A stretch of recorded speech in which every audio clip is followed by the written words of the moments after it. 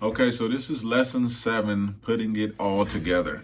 So lesson 7 is kind of recapping what we went over the past 6 lessons.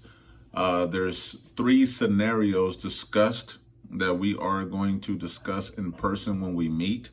And then there's kind of like a summary at the end, okay? So that's putting it all together, putting together the things that we went over in the last 6 chapters, 6 lessons to a certain degree. All right, we're going to discuss the scenario in which you are a medical emergency responder, and we are going to discuss some things that you should consider. Scenario 1, you are the emergency medical responder. You are called to the scene of an industrial plant after a report of an explosion. As you arrive, you see numerous people fleeing the plant, walking quickly and running to the parking lot across the street. Some are being helped by others. Smoke is billowing from the building and flames can be seen at the back of the building. A pungent odor fills the air. You notice 2 people leaving the building, coughing and struggling to breathe, when suddenly one of them collapses just outside the exit. The other person trips and falls to the ground, hitting his head. You hear another explosion. Glass and debris are flying everywhere, and the flames begin to spread. Okay, so let's look at what we have here. This is a pretty wild situation, right? So we have an explosion, okay? We have people walking quickly and running. So we got people running, we have an explosion, this kind of chaotic environment that you're dealing with. Others involved that are helping. So others involved that are helping in this chaotic situation, they can end up as more victims, depending on the circumstances. Smoke and flames, all right? Flames are dangerous. Smoke is dangerous. You inhale a certain amount of smoke and flames can burn you and different things like that. We have other people involved. We have people running. So just imagine being in this type of situation, right? Odor fills the air, okay? So odor filling the air that you can possibly inhale. Others can inhale this odor. And we can have more victims than what we already have. People coughing and struggling to breathe. So the people coughing, they're obviously coughing because, flames, smoke, the odor, things like that in the air. So struggling to breathe. So pretty chaotic environment we're dealing with. We have someone collapsing, okay? So now we're looking at all the scenarios. We have people helping. We have people collapsing. We have people coughing, struggling to breathe. And these are real situations that happen. Someone fell and hit their head. So now we have a, possibly serious injury here with someone hitting their head. You might be in a situation you're trying to prioritize. Who do I help? Who's in the worst situation here? You hear another explosion. So now we have another explosion, okay? So, dangerous environment we're dealing with. Glass and debris flying everywhere and flames spreading.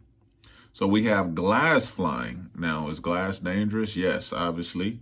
It's flying everywhere. So you have a lot of people around, people running and people helping and you always have to remember in these type of situations, an emotional response can get you in more trouble than thinking, right?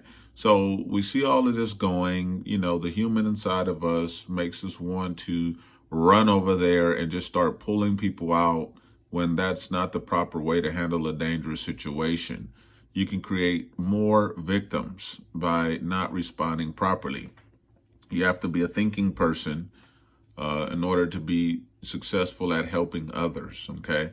So we can't let the emotions get the best of us when we have this type of chaotic type of environment. We must use our brains in order to try to be more helpful. So just look at this scenario, think about all the circumstances and the things that need to be considered, and we'll talk about this in person. This is an in-person scenario. Now, here we are again with another scenario in which you are the emergency medical responder.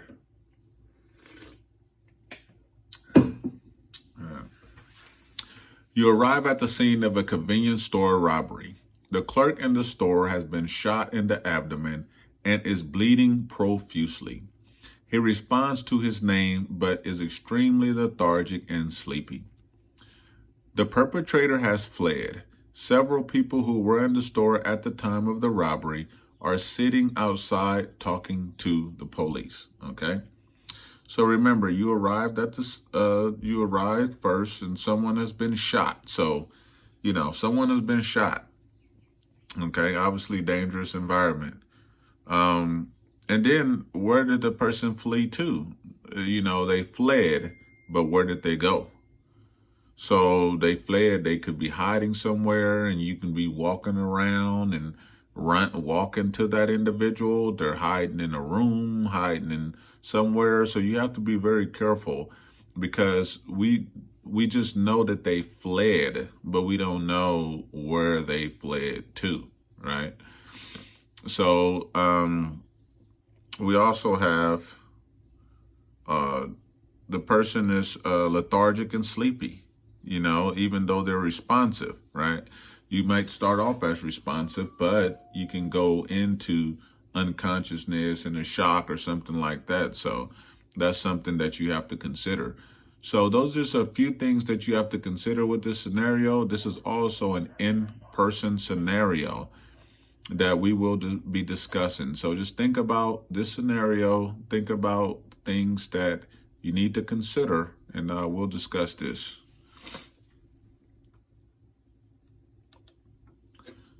Okay. You are called to the scene of a motor vehicle crash at a four-way intersection that involves a pickup truck and a car. The car has rolled over onto its side. The pickup truck has crashed head-on into a light pole. Two people have stopped to help. One person is talking to the driver out of the car, who is pinned in his seat and is unable to move his leg. The other person is directing traffic slowly around the scene. As you approach the scene, you see the driver of the pickup truck coming out of the vehicle. You also notice an empty bottle falling to the ground as he leaves the truck. The driver has scratches on his face and arms. He starts yelling at you, screaming, "Get away! I don't need your help. I'm fine." The man's speech is slurred and his breath smells like alcohol. Okay? So obviously this is another chaotic environment. So let's go over a few things. We got a four-way intersection. Okay? Someone is driven head on into a light pole, right? Two people stop to help. What these two people that are helping, direct traffic, are they really qualified to do that? Can they safely do that? You have the driver pinned to the seat and is unable to move his leg, right? So instincts might make us want to open doors, but what can happen opening doors? Airbags, different things deploy, people get injured. So, we can never be impulsive as EMRs. Then we have driver yelling at you. He could be possibly, confrontational. He's being confrontational. He has alcohol involved. So, is it best to force the issue at, trying to get close to that individual who could be dangerous? So there's a lot of things to consider in this scenario. And this is another scenario that we will be discussing in person. Okay. And like I said before, chapter 7 is recapping a lot of the things we went through from chapters 1 through 6. And this is just putting it all together. We went over the roles and responsibilities of an EMR. You are, required to respond, and that changes from state to state, but you are a responder, okay? Prevention of disease transmission. We went over personal protective equipment, how to remove your gloves and things like that, different barriers, breathing barriers, and different things to try to help prevent disease transmission, bloodborne pathogens and stuff like that. Also, well-being of the EMR, your health as an EMR, your condition, right? You're performing CPR, which can require you to, have good use of your arms and stamina, conditioning, right? You run out of conditioning, you can possibly go into cardiac arrest. So being in shape can help you help others.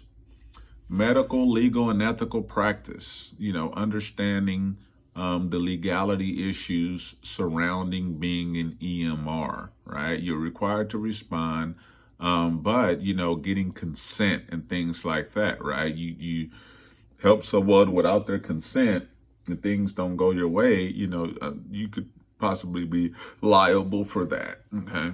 Now, safety while moving and lifting patients. While attempting to help someone, you can create another victim out of this person by not, being safe about doing your job. So this is just putting it all together and summarizing everything from the last, first 6 lessons. So we'll be discussing those 3 scenarios that we went over in person when you finish your Chapter 7 lecture.